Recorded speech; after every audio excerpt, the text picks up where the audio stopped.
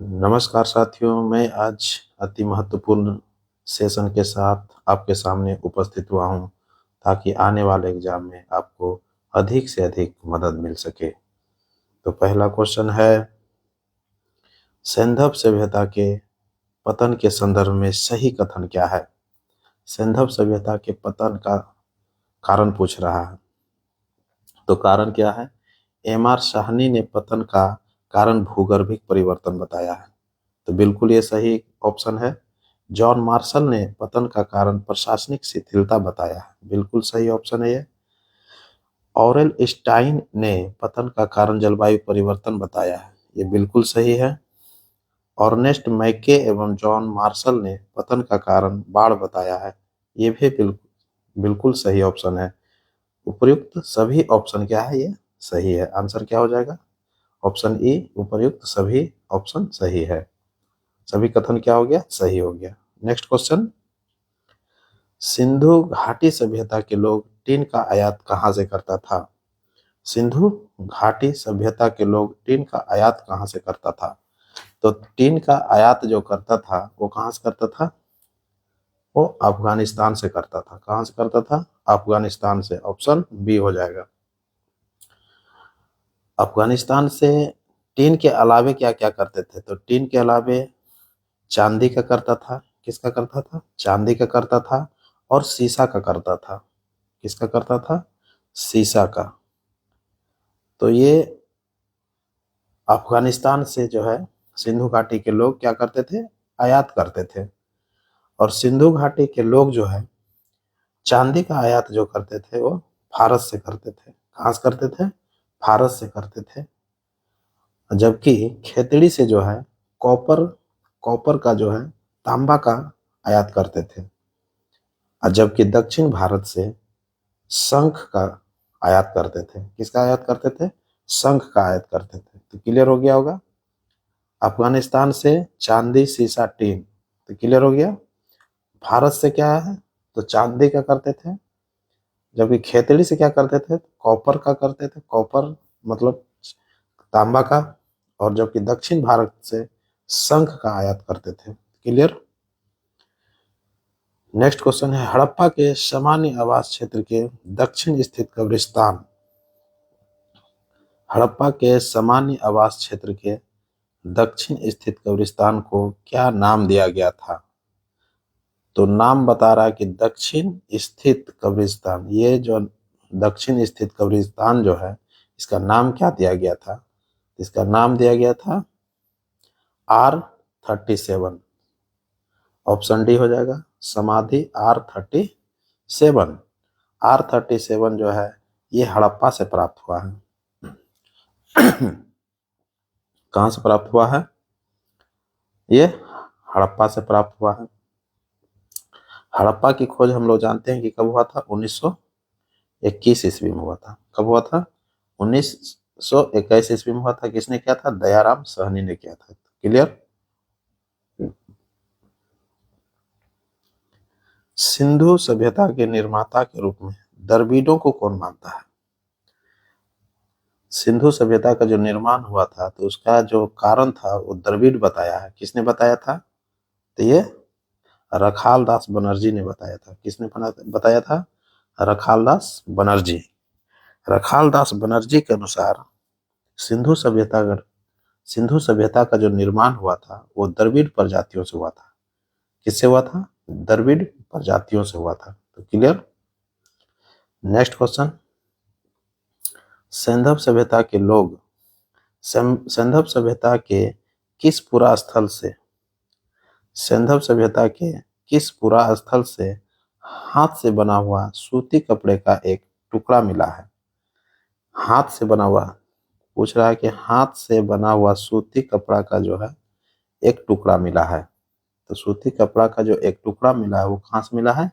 मोहनजोदड़ो से मिला है। ऑप्शन क्या हो जाएगा? Mohenjodaro, option C. Next question है, कौन सा कथन सही है?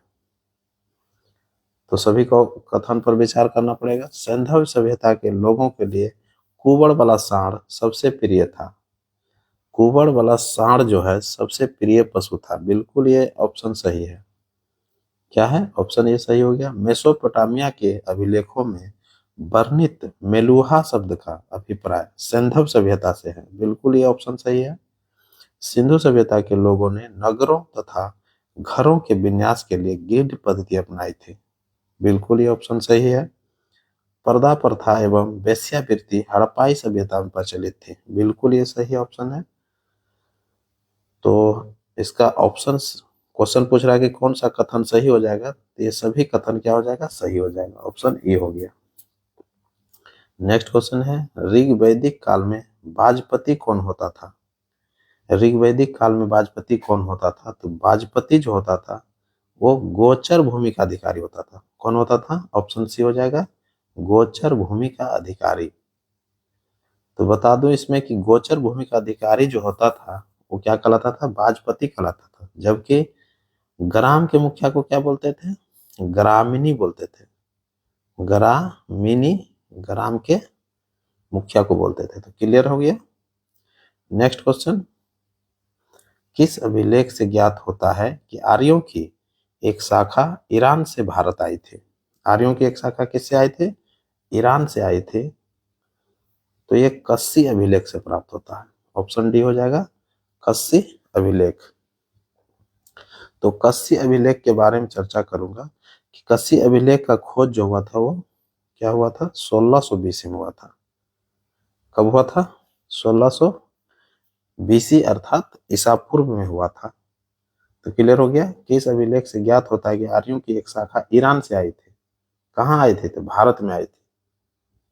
तो किससे प्राप्त होता है, ये कस्सी अभिलेख से प्राप्त होता है। और कस्सी अभिलेख जो खोज हुआ था कब हुआ था, अभिलेख का खोज 1600 बीसी के आसपास हुआ था। क्लियर।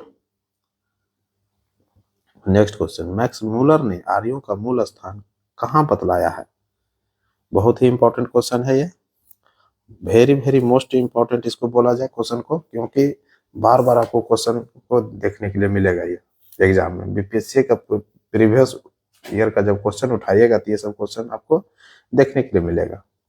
तो मैक्स मूलर ने आर्यों का मूल स्थान कहाँ बतलाया है, तो मूल स्थान जो है मध्य एशिया बतलाया था। क्या बतलाया था, मैक्स मूलर ने आर्यों का मूल स्थान किसको बताया है, मध्य एशिया को बताया है। तो क्लियर हो गया।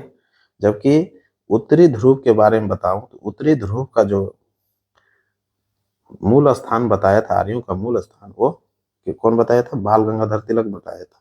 किसने बताया था, बाल गंगाधर तिलक ने बताया था। जबकि हिमालय प्रदेश का जो मूल स्थान बताया है, आर्यों का मूल स्थान हिमालय प्रदेश को बताया था, कौन बताया था, ये एल.डी. कल्ला ने बताया था।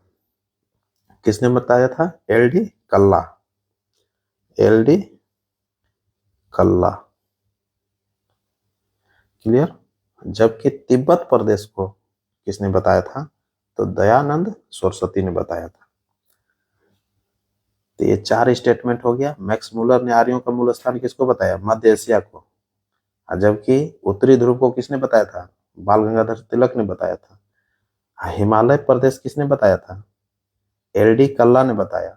और तिब्बत प्रदेश किसने बताया, तो दयाराम सरस्वती ने बताया।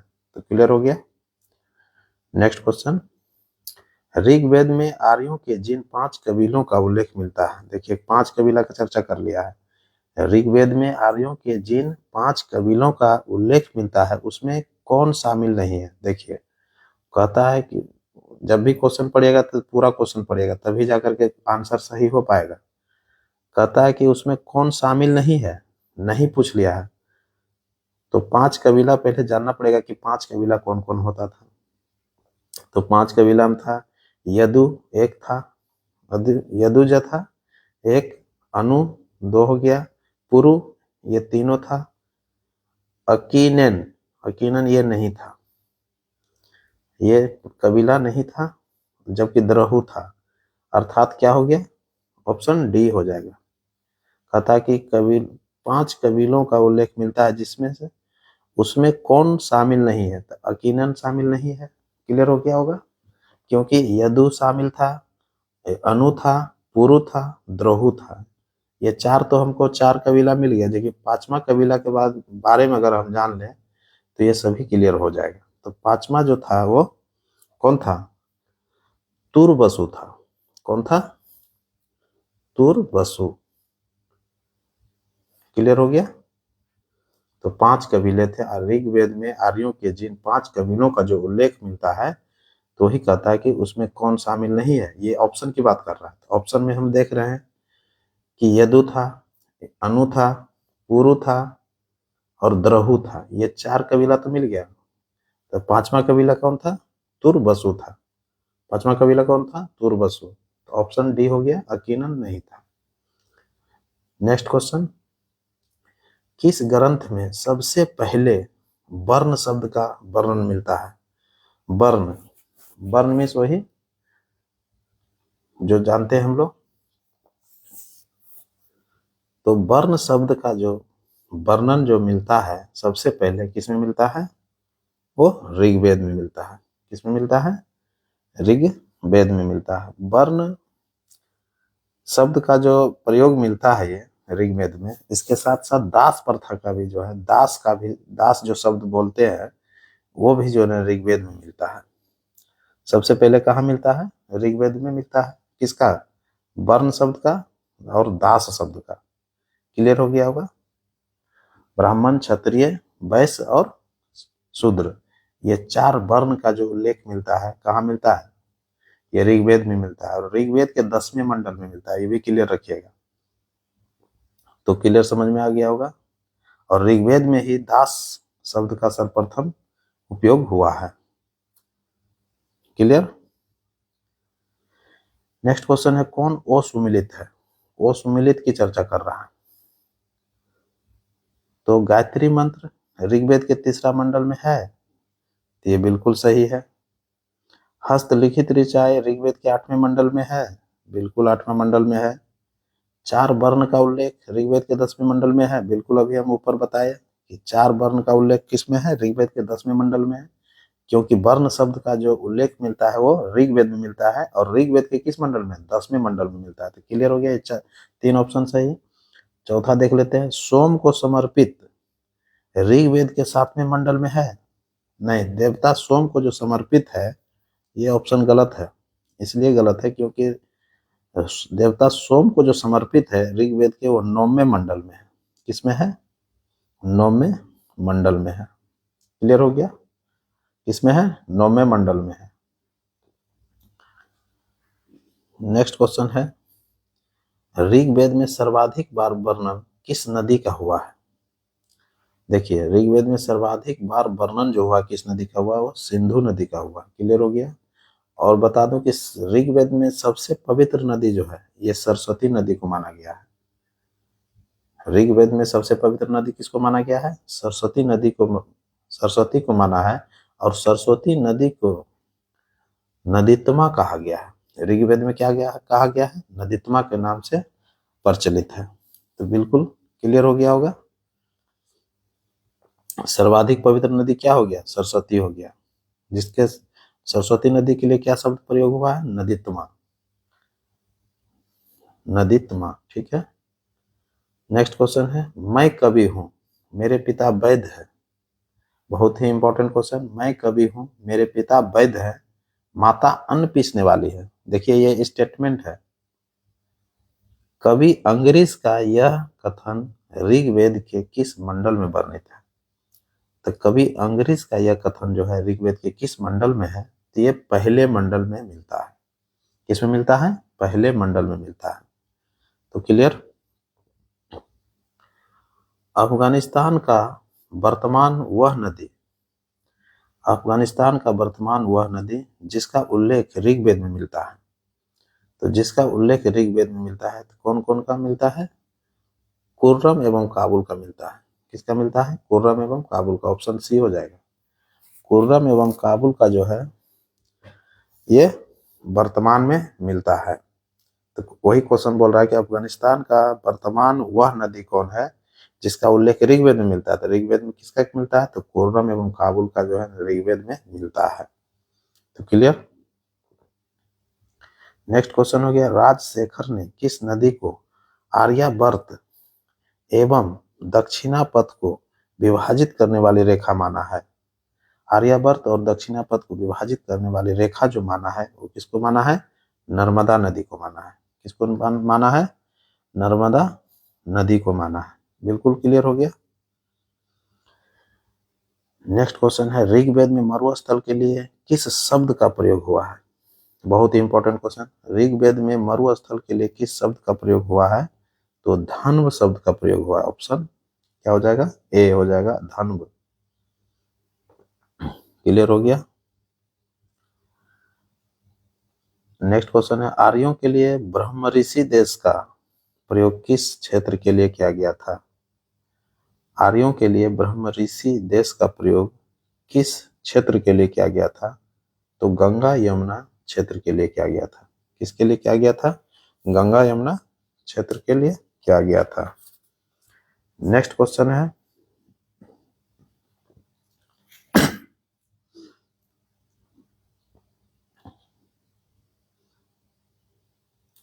आर्यों के विजय होने के नेक्स्ट क्वेश्चन है, आर्यों के विजय होने के मुख्य कारणों में कौन शामिल नहीं है? देखिए, कौन शामिल नहीं है, ये क्वेश्चन जो है कभी कभी फंसा देता है। इसलिए जब भी क्वेश्चन पढ़िएगा तो फुल और साफ साफ क्वेश्चन पढ़ने का प्रयास कीजिएगा, तभी जाकर के कोई भी क्वेश्चन का आंसर हम सही सही दे सकते हैं। यहाँ नहीं पूछ लिया है। क्या करते हैं एग्जाम में कि जल्दीबाजी में हम क्वेश्चन पढ़ते हैं और अधूरा क्वेश्चन पढ़ा जाता है, जिसके कारण से गलत हो जाता है क्वेश्चन। कई बार हमने देखा ऐसा, इसलिए आप लोग ऐसा गलती नहीं करें। क्वेश्चन है कि आर्यों के विजय होने के मुख्य कारणों में कौन शामिल नहीं था? तो नहीं की बात कर रहा था। कवच था ही, बिल्कुल। घोड़े चालित रथ ये भी था। कांसे के अच्छे उपकरण ये भी था। ये तीन ऑप्शन जो था, मतलब आर्यों के विजय होने के कारण में शामिल था, कतार नहीं था। तो नहीं, ये जो गाय है ये नहीं था। तो ऑप्शन डी हो जाएगा, गाय। क्लियर। नेक्स्ट क्वेश्चन है, कौन सा कथन सत्य है? कौन सा कथन सत्य है? तो सभी कथन पर हम विचार करेंगे। स्टेटमेंट जो भी है सभी को देखेंगे। गोत्र शब्द का प्रयोग सर्वप्रथम ऋग्वेद में हुआ था। बिल्कुल, ये ऑप्शन क्या है? सही है। गोत्र प्रथा की स्थापना उत्तर वैदिक काल में हुआ था। बिल्कुल, ये ऑप्शन सही है। सामवेद को संगीत का जनक कहा जाता है। ये एकदम बिल्कुल सही है। यजुर्वेद में बलिदान विधि का वर्णन मिलता है। बिल्कुल मिलता है। तो ये उपर्युक्त सभी ऑप्शन क्या है? ये सही है। ऑप्शन ई हो जाएगा। नेक्स्ट क्वेश्चन है, दशराग युद्ध का उल्लेख ऋग्वेद के किस मंडल में मिलता है? बहुत ही इंपॉर्टेंट क्वेश्चन। देखिए, बार बार ये क्वेश्चन जो है सभी एग्जाम में देखने के लिए मिलेगा। दशराग युद्ध का उल्लेख ऋग्वेद के किस मंडल में है? तो दशराग युद्ध का वर्णन जो है वो 7वां मंडल में मिलेगा। किसमें मिलता है? 7वां मंडल में मिलता है। ऑप्शन बी हो जाएगा, 7वां मंडल। बता दूं कि यह दशराग युद्ध जो है ये रावी नदी के तट पर, किस पर? रावी नदी के तट पर जो लड़ा गया था। किसके किसके बीच में लड़ा गया था? राजा सुदास और 10 राजाओं के मध्य लड़ा गया था यह युद्ध। एक तरफ था राजा सुदास और दूसरी तरफ 10 राजाओं का एक झुंड था, उसके मध्य लड़ा गया था।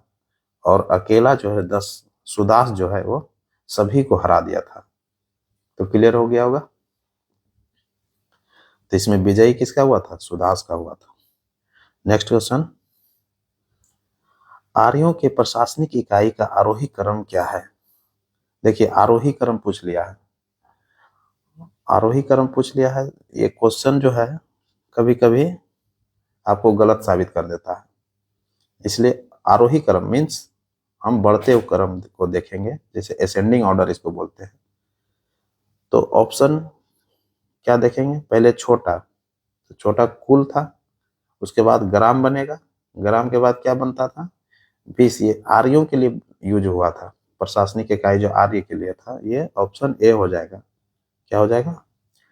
कुल हो जाएगा, ग्राम हो जाएगा, 20 हो जाएगा, जन हो जाएगा और राष्ट्र हो जाएगा।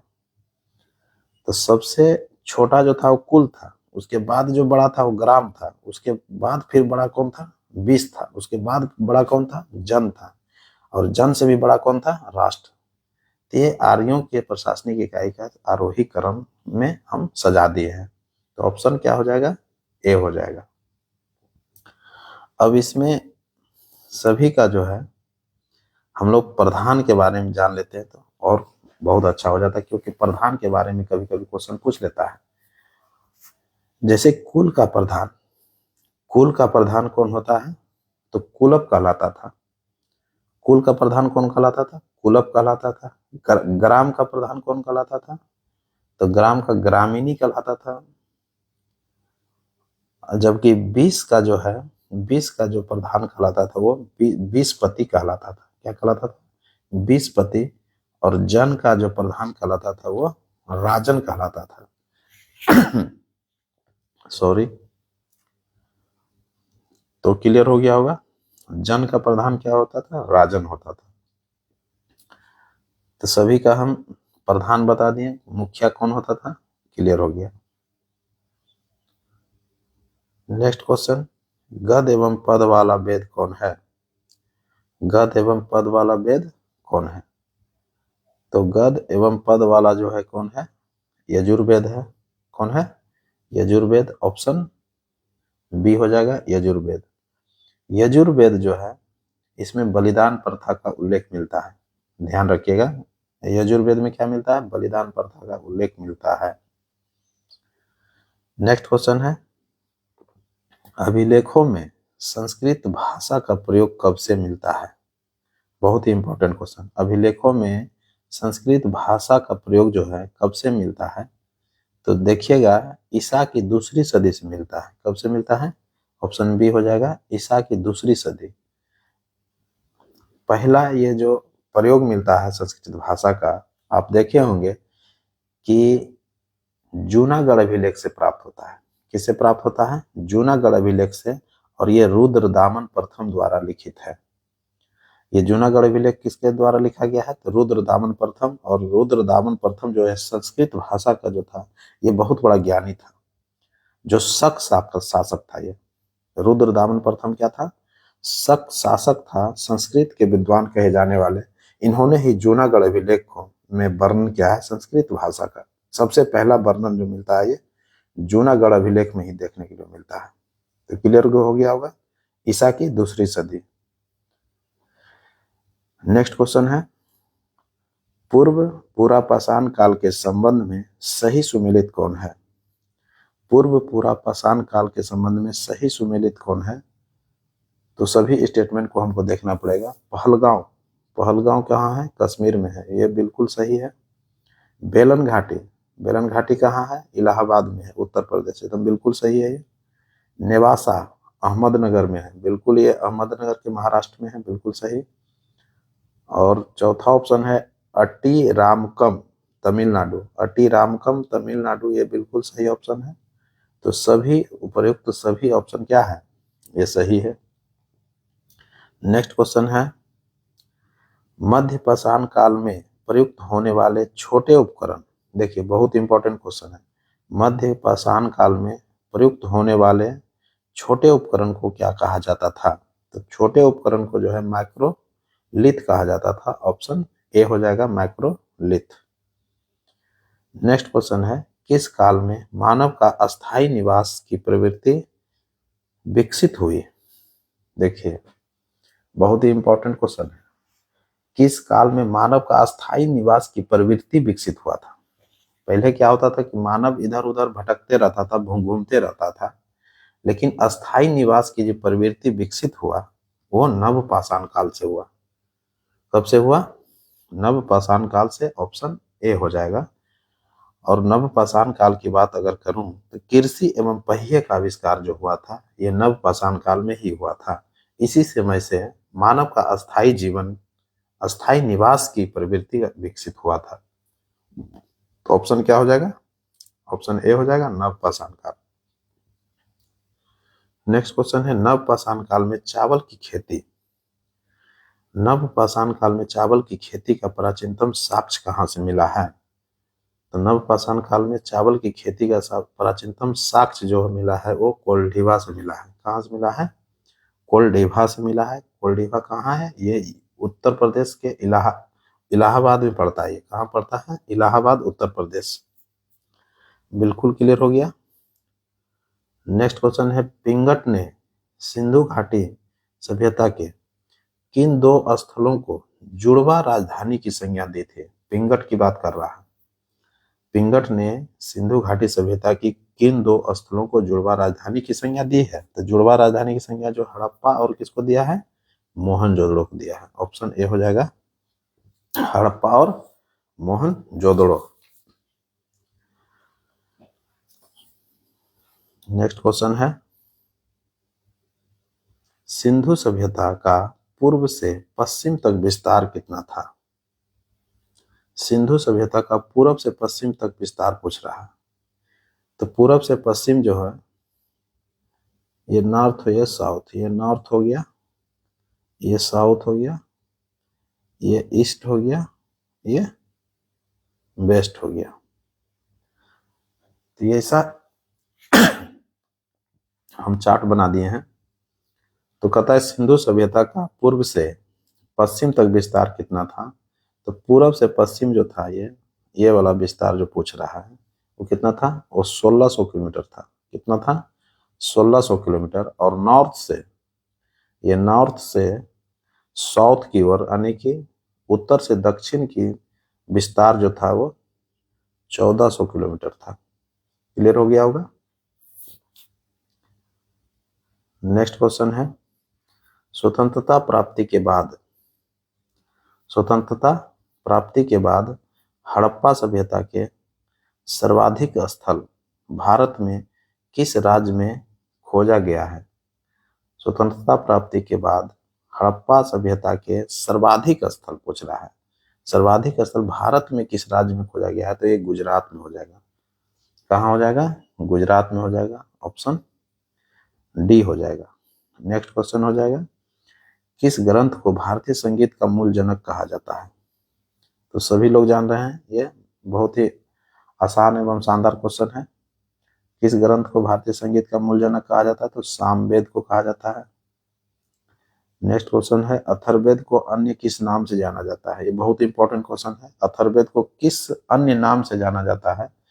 तो अन्य नाम क्या क्या है? वो ब्रह्मवेद है, ये अन्य नाम है। भैषज वेद ये भी नाम है, और मही वेद ये भी नाम है। ये तीनों नाम जो है अथर्ववेद का ही अन्य नाम है। तो क्लियर हो गया। तो बता दूं कि ये सॉरी, ये ब्रह्मवेद जो है, ये इसमें अथर्ववेद में जब देखिएगा कि ब्रह्म विषयक को भी इसमें शामिल किया गया है अथर्ववेद में, इसीलिए इसको ब्रह्म वेद कहा गया है। जबकि भैषज वेद के बारे में बताऊंगा कि आयुर्वेद एवं चिकित्सा पद्धति का जो है, अथर्ववेद में देखिएगा आयुर्वेद एवं चिकित्सा पद्धति का भी वर्णन मिलता है। यही कारण है कि अथर्ववेद को भैषज वेद कहा गया है। क्या कहा गया है? भैषज वेद कहा गया। क्यों कहा गया है? क्योंकि अथर्ववेद में आयुर्वेद एवं चिकित्सा पद्धति का उल्लेख मिलता है। यही कारण रहा है कि अथर्ववेद को भैषज वेद भी कहा गया है। क्लियर हो गया होगा। और मही वेद के बारे में चर्चा करूं, इसलिए इसको मही वेद कहा गया है अथर्ववेद को, क्योंकि अथर्ववेद में जो है पृथ्वी सूक्त का वर्णन मिलता है। किसका मिलता है? अथर्ववेद में पृथ्वी सूक्त का वर्णन मिलता है। यही कारण रहा है कि अथर्ववेद को मही वेद के संज्ञा दिया गया है। तो ये तीनों के बारे में हम चर्चा कर दिए। क्लियर हो गया होगा। तो इसका आंसर हो जाएगा उपर्युक्त सभी। ऑप्शन डी हो जाएगा। नेक्स्ट क्वेश्चन, किस उपनिषद में चारों आश्रमों का उल्लेख मिलता है? ये बहुत ही इंपॉर्टेंट क्वेश्चन। किस उपनिषद में चारों आश्रमों का उल्लेख मिलता है? तो ये जाबलो उपनिषद में मिलता है। किसमें मिलता है? जाबलो उपनिषद में। जाबलो उपनिषद में 4 आश्रम का उल्लेख मिलता है। तो 4 आश्रम कौन कौन है? पहला है ब्रह्मचर्य, दूसरा है गृहस्थ, और तीसरा है वानप्रस्था, और चौथा है संन्यास। क्लियर हो गया होगा। ब्रह्मचर्य, गृहस्थ, वानप्रस्था, संन्यास। क्लियर। नेक्स्ट क्वेश्चन है, राष्ट्रीय भावना का सुदृढ़ प्रतिपादन सर्वप्रथम किसमें देखने को मिलता है? राष्ट्रीय भावना। राष्ट्रीय भावना का जो विकास हुआ सर्वप्रथम कहां से देखने को मिलता है? तो इसका जो मिलता है राष्ट्रीय भावना का सुदृढ़ प्रतिपादन, ये अथर्ववेद से मिलता है। सर्वप्रथम कहां देखने के लिए मिलता है? अथर्ववेद में मिलता है। तो क्लियर हो गया। अथर्ववेद में ब्राह्मण साहित्य को गोपथ ब्राह्मण कहा गया है। समझ गए होंगे। नेक्स्ट क्वेश्चन है, आयुर्वेद किस वेद का उपवेद है? आयुर्वेद किस वेद का उपवेद है? तो ये ऋग्वेद का है। किसका है? ऋग्वेद का है। क्लियर। नेक्स्ट क्वेश्चन है, वेद त्रयी में शामिल वेद कौन है? वेद त्रयी में शामिल वेद कौन है? तो ऋग्वेद है, यजुर्वेद है, सामवेद है। उपर्युक्त तीनों वेद जो है वो सभी वेद त्रयी में शामिल है, जबकि अथर्ववेद को छोड़ दिया गया है। तो क्लियर हो गया होगा। नेक्स्ट क्वेश्चन, सिंधु सभ्यता के स्थलों का सही मिलान कीजिए। सिंधु सभ्यता के स्थल का सही मिलान क्या है? तो सभी मिलान को देख लेते हैं। सर्वाधिक पश्चिमी पुरास्थल, सर्वाधिक पश्चिमी पुरास्थल जो था वो सूतकांगडोर था, बिल्कुल सही है। सर्वाधिक पूर्वी स्थल जो है आलमगीरपुर था, ये बिल्कुल सही है। सर्वाधिक उत्तरी पुरास्थल जो था मांडा दैमाबाद, ये बिल्कुल सही है।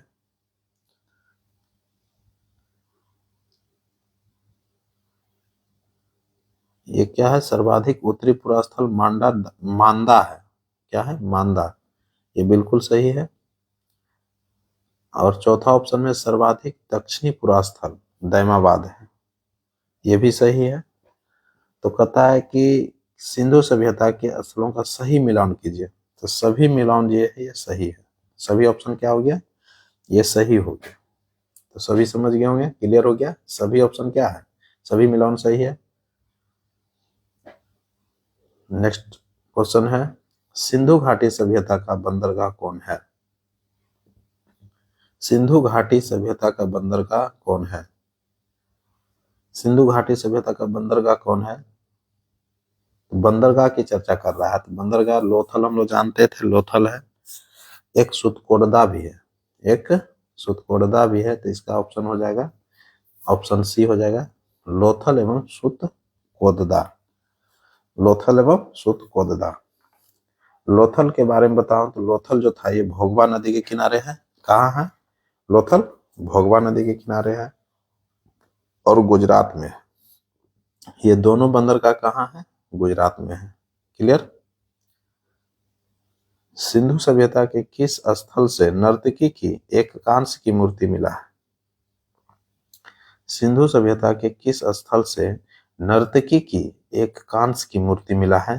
तो मोहनजोदड़ो से मिला है। कहां से मिला है? मोहनजोदड़ो से। ऑप्शन बी हो जाएगा, मोहनजोदड़ो। तो मोहनजोदड़ो की खोज जो हुआ था 1922 ईस्वी में हुआ था। कौन किया था? रखालदास बनर्जी ने किया था। यहीं से जो है मोहनजोदड़ो से ही नर्तकी की एक कांस्य की मूर्ति मिला है। नेक्स्ट क्वेश्चन, निम्न कथनों पर विचार कीजिए। निम्न कथन को देखना पड़ेगा, सभी कथन के बारे में हमको चर्चा करना है। सिंधु सभ्यता की लिपि भाव चित्रात्मक थी, बिल्कुल ऑप्शन सही है ये। सिंधु सभ्यता नगरीय सभ्यता थी, बिल्कुल ये सही है। सिंधु सभ्यता के लोग प्रकृति का पूजा करते थे, बिल्कुल ये सही है। तो तीनों ऑप्शन सही हो गया। तो उपयुक्त क्या हो जाएगा? ऑप्शन सभी कथन सही है। नेक्स्ट क्वेश्चन, कौन सा स्थल भारत में है? देखिए स्थल के बारे में चर्चा कर लिया, भारत में पूछ रहा है। तो सूतकांगडोर कहाँ है? ये सूतकांगडोर जो है पाकिस्तान में पड़ता है। ये कहाँ पड़ता है? पाकिस्तान में पड़ता है और पंजाब प्रांत में, पाकिस्तान के पंजाब प्रांत में पड़ता है ये सूतकांगडोर। क्लियर हो गया। चंदुदड़ो, ये चंदुदड़ो जो है ये भी पाकिस्तान में पड़ता है। ये भी खत्म हो गया। चंदुदड़ो कहाँ पड़ता है? पाकिस्तान में पड़ता है। तीसरा है कोट डीजी। कोट डीजी भी पाकिस्तान में पड़ता है। कोट डीजी भी पाकिस्तान में पड़ता है। कालीबंगा ये राजस्थान में पड़ता है। ये कालीबंगा कहाँ पड़ता है? राजस्थान, भारत में पड़ता है। तो क्वेश्चन पूछ रहा है कि कौन सा स्थल भारत में है, तो यही कालीबंगा जो है ऑप्शन ए डी हो जाएगा। ऑप्शन डी कालीबंगा जो है राजस्थान में पड़ता है, ये भारत में। क्लियर। नेक्स्ट क्वेश्चन है कौन सा हड़प्पाई बस्ती अफगानिस्तान से प्राप्त हुई है? कौन सा हड़प्पाई बस्ती अफगानिस्तान से प्राप्त हुई है? तो मंडी गौक जो है, ऑप्शन सी जो है ये मंडी गौक, यही जो है कहाँ से पर मिला है, ये प्राप्त हुआ है, तो अफगानिस्तान से प्राप्त हुआ है। मुंडी गौक, ये मुंडी गौक जो है, मुंडी गौक, ये ऑप्शन थोड़ा सुधार लीजिएगा, ऑप्शन सी जो होगा ये मुंडी गौक होगा। कौन सा हड़प्पाई बस्ती अफगानिस्तान से प्राप्त हुआ? तो मुंडी गौक, मिस्टेक हो गया ऑप्शन, सुधार लीजिएगा आप लोग, मुंडी गौक होगा। नेक्स्ट क्वेश्चन, कौन सा मिलान नहीं है? कौन सही मिलान नहीं है? कौन सही मिलान नहीं है? मिलान देख लेते हैं। हड़प्पा रावी नदी पर है, बिल्कुल सही है। मोहनजोदड़ो सिंधु नदी पर है, बिल्कुल सही है। धौलावीरा लूनी नदी पर है, बिल्कुल सही है। लोथल जो है भोगवा नदी पर है, देखिए यही गलत हो गया, ऑप्शन डी हो जाएगा। कौन सही मिलान नहीं है? तो लोथल वो भोगवा नदी पर है। कहाँ है? भोगवा नदी। क्लियर हो गया। लोथल कहाँ है? भोगवा नदी पर है, गुजरात में। नेक्स्ट क्वेश्चन है सिंधु घाटी सभ्यता के स्थल एवं उत्खनन में, सिंधु घाटी सभ्यता के स्थल एवं उत्खनन में प्राप्त साक्ष्य का सही मिलान कौन नहीं है? देखिए सभी साक्ष्य के बारे में हम लोग देख लेते हैं। मनके बनाने के कारखाने कहाँ से प्राप्त हुआ? लोथल से प्राप्त हुआ है, बिल्कुल सही है। मिट्टी के बने हुए हल कहाँ से प्राप्त हुआ? बनामली से हुआ, ठीक है। बर्तन पर मछुआरे का चित्र कहाँ से बना हुआ है? हड़प्पा से बना हुआ प्राप्त हुआ है, ठीक, बिल्कुल सही है। जूते हुए खेत कालीबंगा से मिला है, बिल्कुल सही है। कांसे के खिलौने गाड़ी, कांसे के खिलौने गाड़ी कहाँ से मिला है? ये आप देखे होंगे, कांसे की खिलौने की गाड़ी कहाँ से मिला है? ये चंदहुदड़ो से मिला है। कहाँ से मिला है? चनहुदड़ो, चनहुदड़ो। क्लियर हो गया। चनहुदड़ो कहाँ है? ये पाकिस्तान प्रांत में पड़ता है। तो ऑप्शन क्या हो जाएगा? ये ई हो जाएगा। कांसे की खिलौने गाड़ी जो है कहाँ से मिला है? चंदहुदड़ो से मिला है। तो क्लियर कहता है कि कौन सा सही मिलान नहीं है, यहाँ सही मिलान पूछ रहा था, तो ऑप्शन ई हो जाएगा, यही सही मिलान नहीं है, क्योंकि कांसे की खिलौने कह रहा है कोट डीजी, जबकि हम लोग क्या जानते हैं कि चंद्रदुर्ग से मिला है। बिल्कुल क्लियर हो गया। नेक्स्ट क्वेश्चन, सैंधव सभ्यता के संदर्भ में कौन सही नहीं है? कौन सही नहीं है? तो सभी ऑप्शन देख लेते हैं। सैंधव वासी मिठास के लिए शहद का प्रयोग करते थे, बिल्कुल करते थे। चावल का प्रथम साक्ष्य लोथल से मिला है, बिल्कुल मिला है। सैंधव सभ्यता का मुख्य फसल गेहूं और जौ है, बिल्कुल सही है। सैंधव सभ्यता का समाज पितृसत्तात्मक है, नहीं, यही बिल्कुल गलत है। सैंधव सभ्यता का समाज जो है वो मातृसत्तात्मक था। क्या था? मातृसत्तात्मक। क्या था? मातृसत्तात्मक था। क्लियर हो गया।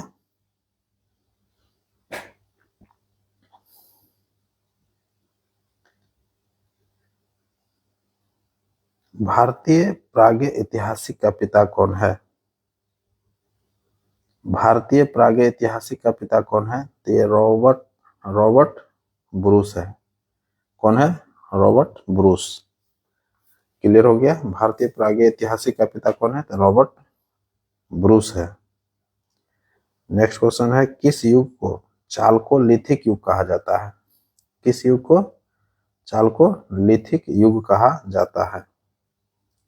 तो चालकोलिथिक जो है ये ताम्रपाषाण काल को जो है, ऑप्शन सी हो जाएगा, ताम्रपाषाण काल को चालकोलिथिक युग कहते हैं। किसको कहते हैं? चालकोलिथिक युग कहते हैं। किसको? ताम्रपाषाण काल को, ताम्रपाषाण काल को। क्लियर हो गया। नेक्स्ट क्वेश्चन है, प्रागैतिहासिक ऐतिहासिक काल में गुफाओं के शैल चित्रों के लिए प्रसिद्ध है। प्रागैतिहासिक ऐतिहासिक काल में गुफाओं के शैल चित्रों के लिए प्रसिद्ध है। तो गुफाओं के लिए शैल चित्र का के लिए प्रसिद्ध कौन था? तो भीमबेटका। ऑप्शन सी हो जाएगा, भीमबेटका। भीमबेटका कहाँ पड़ता है? ये एमपी में पड़ता है। जिला पूछे तो होशंगाबाद जिला। कहाँ पड़ता है ये? एमपी में पड़ता है, होशंगाबाद जिला में पड़ता है। कहाँ पड़ता है? होशंगाबाद। क्लियर हो गया। नेक्स्ट क्वेश्चन है, कौन ओसुमिलित है? कौन ओसुमिलित है? ओसुमिलित का चर्चा कर लिया है। तो भारतीय पुरातत्व का जनक अलेक्जेंडर कनिंघम, बिल्कुल ये सही है। भारतीय पुरातत्व सर्वेक्षण के प्रथम महानिदेशक सर जॉन मार्शल, ये बिल्कुल सही है। राष्ट्रीय मानव संग्रहालय भोपाल, ये भी सही है। भारत में मानव का सर्वप्रथम साक्ष्य मिला है। भारत में मानव का सर्वप्रथम साक्ष्य जो है कहाँ से मिला है? नर्मदा घाटी से मिला है। कहाँ से मिला है? नर्मदा घाटी से मिला है। तो क्लियर हो गया। ये गलत हो गया ऑप्शन। तो ऑप्शन क्या हो जाएगा? ओसुमिलित यही हो गया, ऑप्शन डी हो गया। क्लियर। नेक्स्ट क्वेश्चन है, सिंधव सभ्यता का एकमात्र पुरा स्थल जहां से बकराकार ईंटें मिली है। तो बकराकार ईंटें जो मिली है कहां से मिला है? तो बताऊं कि बकराकार ईंट जो है वो कहां से मिला है। क्लियर हो गया। तो कहां से मिला था ये बकराकार ईंट? ये मिला था आपको चंदुदड़ो से। कहां से मिला था? चंदुदड़ो से मिला था। तो क्लियर हो गया। कहां से मिला था? चंदुदड़ो से मिला था। तो ऑप्शन डी हो जाएगा, चंदुदड़ो। चंदुदड़ो बताए थे हम ऊपर में कि कहां से चंदुदड़ो है। यह पाकिस्तान प्रांत में पड़ता है। यह एकमात्र ऐसा स्थल है चंदुदड़ो जिसका किलाबंदी नहीं हुआ था। जिसका किलाबंदी क्या हुआ था? नहीं किया गया था। सिंधु घाटी सभ्यता का जितना भी स्थल था सभी का किलाबंदी किया गया था, लेकिन चंदुदड़ो ही एकमात्र स्थल है, पूरा स्थल था जिसमें जो है किलाबंदी नहीं किया गया था। क्लियर हो गया होगा। सिंधु घाटी सभ्यता का वह कौन सा पूरा स्थल है जहां से प्राप्त मृद भांड पर चित्र उकेरा गया है, जिस पर एक कौवा और एक लोमड़ी उत्कीर्ण है। देखिए बहुत इंपॉर्टेंट क्वेश्चन है। कहता है कि सिंधु घाटी सभ्यता का वह कौन सा पूरा स्थल है जहां से प्राप्त मृद भांड पर चित्र उकेरा गया है, जिस पर एक कौवा और एक लोमड़ी उत्कीर्ण है। तो किस कहां से मिला है? ये लोथल से मिला है। ऑप्शन बी हो जाएगा, लोथल। और लोथल सभी लोग जानते हैं कि भोगवा नदी के किनारे बसा हुआ है, गुजरात में। नेक्स्ट क्वेश्चन है, सिंधव सभ्यता का वह नगर जो अन्य नगरों के सिंधव सभ्यता का वह नगर जो अन्य नगरों के विपरीत, यह नगर दो भागों में गढ़ी तथा आवास क्षेत्र में विभाजित था। गढ़ी तथा आवास क्षेत्र में विभाजित था। तो कौन था? धौलावीरा था। नहीं, धौलावीरा नहीं था। कौन था? सुरकोटदा था। देखिए ऑप्शन क्या हो जाएगा? ये ऑप्शन ए हो जाएगा, सुरकोटदा। सुरकोटदा कहाँ पड़ता है? ये पाकिस्तान प्रांत में पड़ता है। क्वेश्चन क्या था? सिंधव सभ्यता का वह नगर जो अन्य नगरों के विपरीत, यह नगर जो है दो भागों गढ़ी तथा आवास क्षेत्र में विभाजित था। तो कौन था? सुरकोटदा था। ऑप्शन क्या हो जाएगा? Option A, Surkotada. धौलावीरा के बारे में बात करूंगा तो ये धौलावीरा जो था ये क्या था? इसका जो शाब्दिक अर्थ होता है धौलावीरा का, ये सफेद कुआं होता है। धौलावीरा का अर्थ क्या होता है? सफेद कुआं। क्लियर हो गया। सिंधु सभ्यता के बारे में सत्य कथन कौन नहीं है? सिंधु घाटी सभ्यता के बारे में कथन सत्य कौन नहीं है। तो सभी स्टेटमेंट के बारे में हम लोग देख लेते हैं। सत्य कथन कौन नहीं है। प्रत्येक आवास के बीच में एक आंगन होता था, ये बिल्कुल होता था। व्यापार एवं वाणिज्य उन्नत व्यवस्था में थी, बिल्कुल था। समाधान की 3 पद्धति मिलती है, बिल्कुल मिलती है। धातु से प्राप्त एक भी मूर्तियां प्राप्त नहीं हुई है, ये ऑप्शन स्टेटमेंट गलत है। तो वही कहता है कौन सा स्टेटमेंट गलत है, यानी कि कौन सही नहीं है। तो यही नहीं है, ऑप्शन डी हो जाएगा। क्योंकि हम लोग जानते हैं कि धातु से प्राप्त जो है ये मोहनजोदड़ो से क्या प्राप्त हुआ था, कांसे की एक नर्तकी की मूर्ति प्राप्त हुआ था, सभी लोग जानते हैं। तो ये स्टेटमेंट गलत हो गया। क्लियर। नेक्स्ट क्वेश्चन है, सबसे पहले कपास पैदा करने का श्रेय किसे दिया जाता है। सबसे पहले कपास पैदा करने का श्रेय जो है इसको दिया जाता है, तो सिंधुवासी को ही दिया जाता है। ऑप्शन सी हो जाएगा। सिंधु घाटी के लोगों को कपास का जो है पैदा करने का श्रेय दिया जाता है। तो क्लियर हो गया होगा। कौन सुमेलित नहीं है, सभी स्टेटमेंट के बारे में देखना पड़ेगा। आलमगीरपुर कहाँ पड़ता है, उत्तर प्रदेश में पड़ता है, बिल्कुल सही है। लोथल कहाँ पड़ता है, गुजरात में है, ठीक है, बिल्कुल सही है ये। रोपड़, रोपड़ पंजाब में पड़ता है। रोपड़ कहाँ पड़ता है, पंजाब में पड़ता है। कालीबंगन, ये ऑप्शन क्या हो गया, ये गलत हो गया। चौथा ऑप्शन है कालीबंगन राजस्थान में, ये बिल्कुल सही ऑप्शन है। तो कौन सुमेलित नहीं है, तो ऑप्शन सी हो जाएगा, सुमेलित नहीं है। क्योंकि रोपड़ कहाँ पड़ता है, पंजाब में, जबकि ऑप्शन में दिया हुआ था हरियाणा, तो गलत हो गया। तो वही कहता है कौन गलत है, यानी सुमेलित नहीं है, तो ऑप्शन सी हो गया। क्लियर।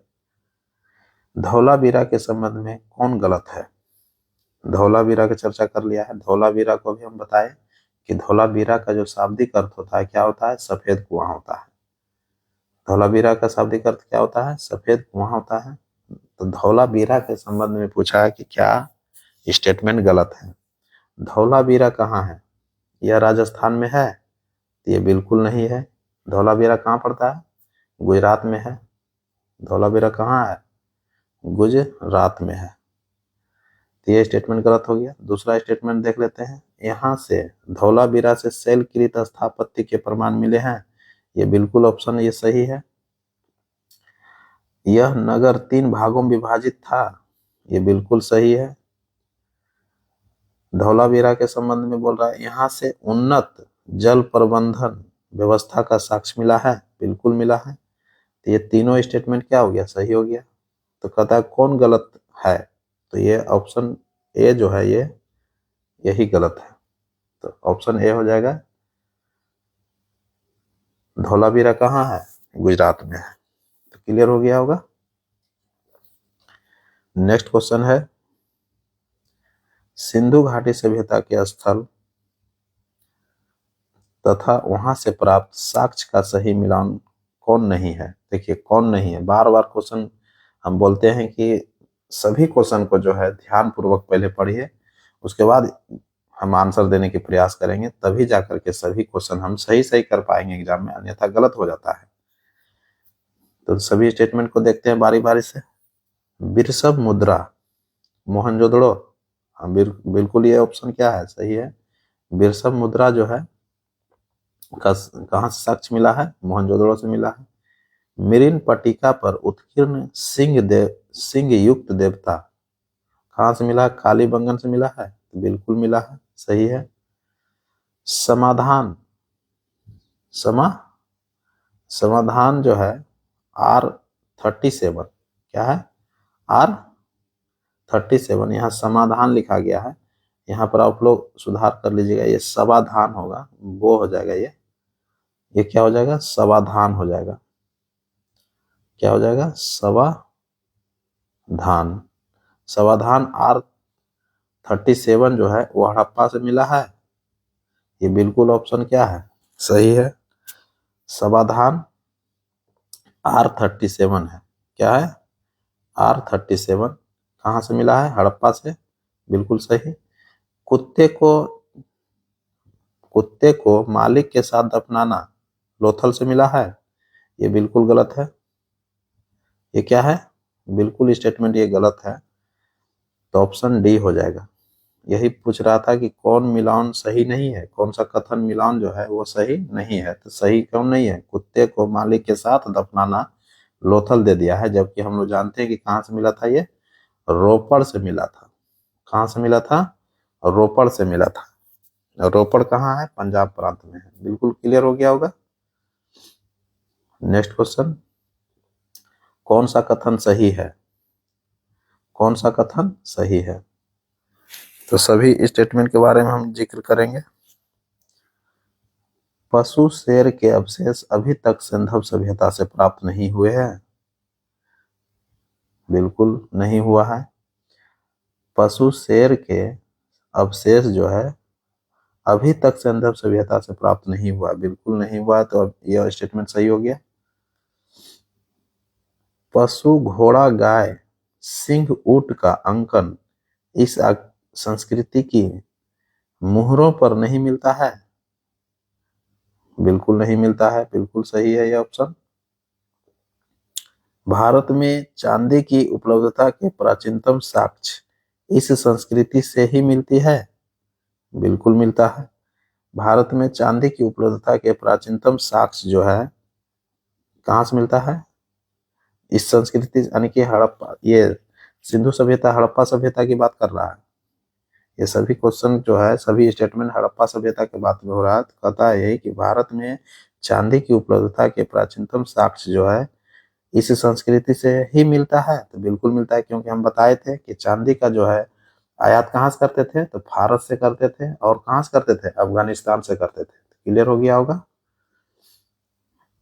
इस संस्कृति की जानकारी का प्रमुख स्रोत पुरातात्विक खुदाई है। बिल्कुल सही है। तो ये चारों स्टेटमेंट क्या है? सही है। तो कह रहा है क्वेश्चन कि कौन सा कथन सही है? सभी स्टेटमेंट क्या है? सही है। ऑप्शन ए हो जाएगा। नेक्स्ट क्वेश्चन है, सिंधु वह सैंधवकालीन पुरास्थल जहां से द्विशब संस्कार का साक्ष्य मिला है। देखिए, द्विशब पूछ लिया है। द्विशब संस्कार का साक्ष्य मिला है। कहाँ से मिला है? तो ये लोथल एवं कालीबंगन से मिला है। कहाँ से मिला है? लोथल एवं कालीबंगन। ऑप्शन बी हो जाएगा, लोथल एवं कालीबंगन।